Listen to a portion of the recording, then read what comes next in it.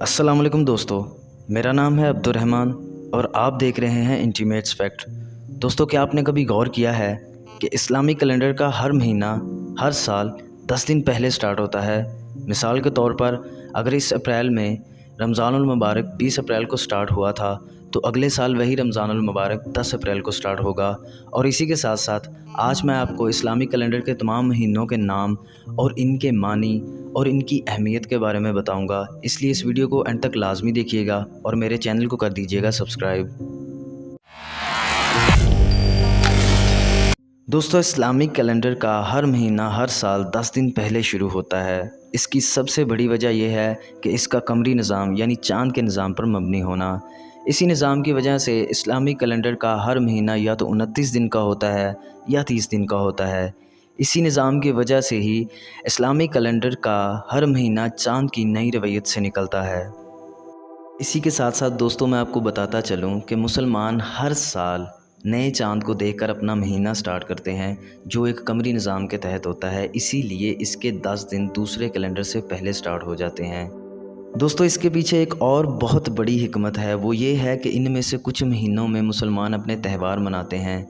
और इसका एक और मकसद ये भी है जो 10 दिन पीछे आता है कि मुसलमान एक त्यौहार एक ही मौसम में ना मनाएं।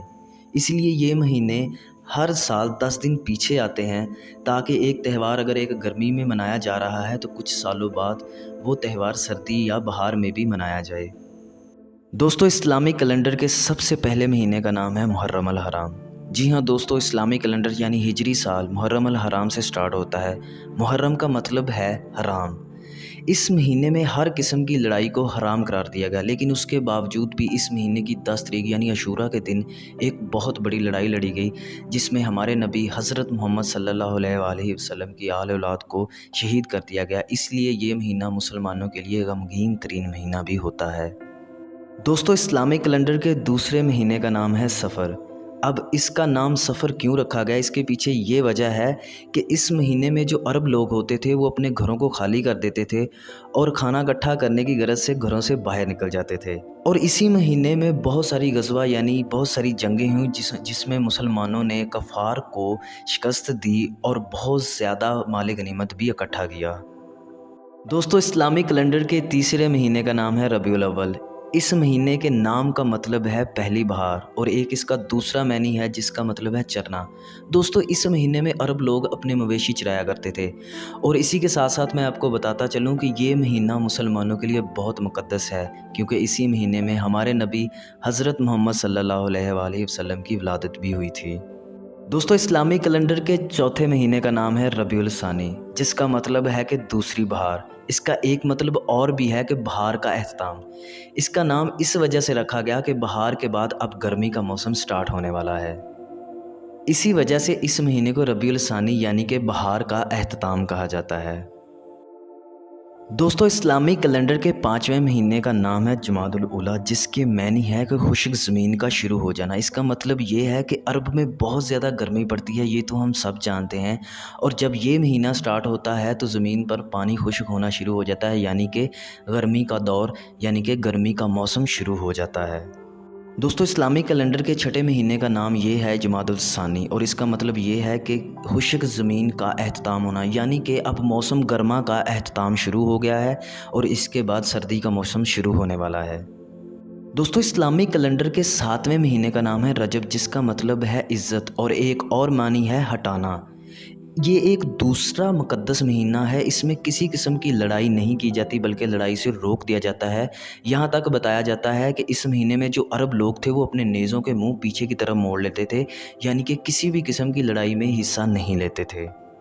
दोस्तों, इस्लामिक कैलेंडर के 8वें महीने का नाम है शबान। इसका मतलब है दो चीज़ों के दरमियान होना। दोस्तों, इस महीने में जो अरब लोग होते थे वो पानी की तलाश में मुंतशिर हो जाते थे, यानी कि मुख्तलिफ़ इलाकों में फैल जाते थे।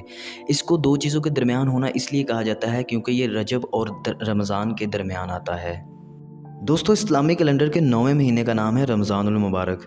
दोस्तों, इस महीने को मुसलमानों के साथ साथ गैर मुस्लिम भी बहुत अच्छे तरीके से जानते हैं और इस महीने का मतलब है जलती हुई गर्मी। यानी इस मौसम में खाली पेट रखकर अपनी ख्वाहिशात को मारकर अल्लाह ताला को राज़ी करना। दोस्तों इस महीने में मुसलमान सुबह से लेकर शाम तक रोज़ा रखते हैं, भूखा रहते हैं और दूसरे लोगों की मदद करते हैं। दूसरे लोगों के लिए इनके दिल में एहसास पैदा होता है। इस महीने को बहुत ही मुक़द्दस और अज़ीम महीना कहा जाता है, इस्लामिक साल यानी हिजरी साल का।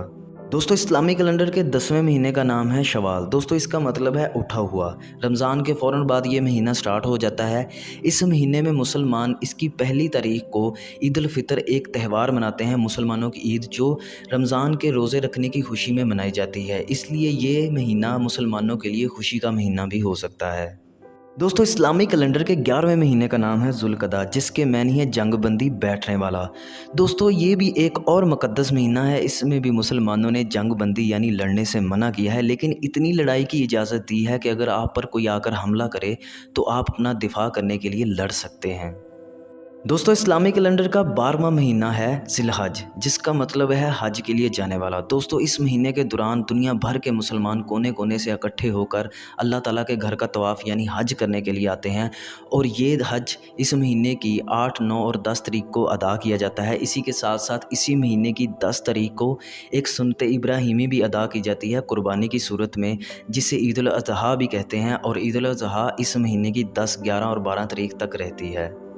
तो दोस्तों कैसी लगी आपको मेरी वीडियो? आज के इस वीडियो में मैंने आपको इस्लामिक कैलेंडर हिजरी साल के महीनों के बारे में बताया और इनके कुछ फैक्ट्स के बारे में बताया, इनके मानियों के बारे में बताया। तो दोस्तों अगर तो आपको मेरी वीडियो लगी है इन्फॉर्मेटिव तो मेरे चैनल को कर दीजिएगा सब्सक्राइब। खुदा हाफिज़।